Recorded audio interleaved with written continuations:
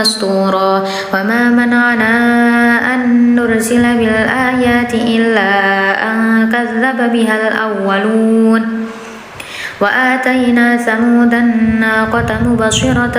فظلموا بها وما نرسل بالآيات إلا تخويفا وإذ قلنا لك إن ربك أحاط بالناس وما جعلنا الرؤيا التي أريناك إلا فتنة للناس والشجرة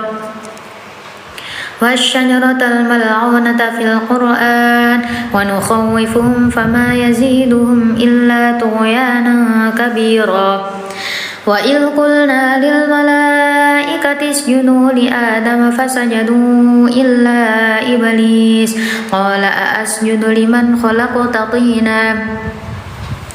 قال أرأيتك هذا الذي كرمت علي لئن أخرتني إلى يوم القيامة